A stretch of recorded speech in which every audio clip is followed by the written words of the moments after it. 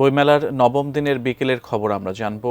সহকর্মী ওয়ালিউল সাকিব আমাদের সাথে যুক্ত হবেন। সাকিব, লেখক প্রকাশকদের মিলন মেলার যে খবর, সে খবর আপনি আমাদের জানাবেন। দুপুর ২টা থেকে আজ মেলা শুরু হয়েছে।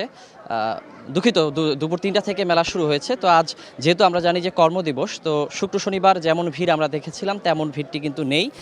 তবে দুপুরের দিকে ভিড় কিছুটা কম থাকলেও এই যে বেলা গড়িয়ে বিকেল গড়িয়ে যাচ্ছে, সন্ধ্যা নাগাদ আমরা দেখতে পাচ্ছি যে পাঠক দর্শনার্থীর সংখ্যা বাড়ছে।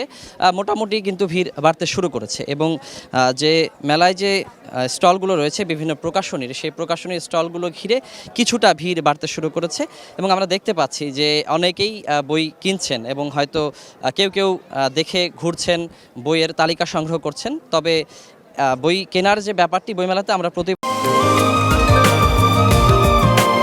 দিন বদলে 20 বছরে বাংলালিংক দিচ্ছে 20 জিবি মাত্র 319 টাকায়।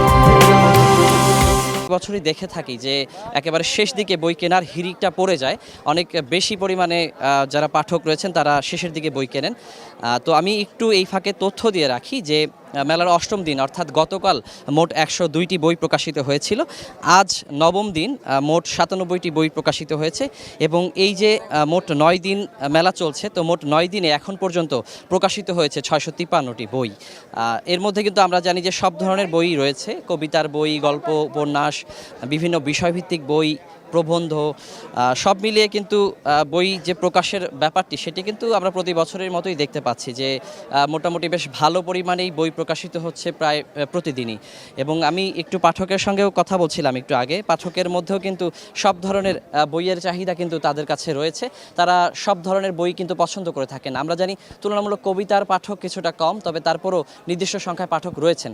বিশেষ করে গল্প এবং উপন্যাসের পাঠক সবচেয়ে বেশি হয়ে থাকে। এরপর যে সিরিয়াস বিষয়গুলো আছে, প্রবন্ধ কিংবা বিষয়ভিত্তিক বই, সেটার পাঠকও কিছুটা কম, তবে আলাদা পাঠক চাহিদা রয়েছে। তো এই ছিল আমার কাছে বইমেলার খবর।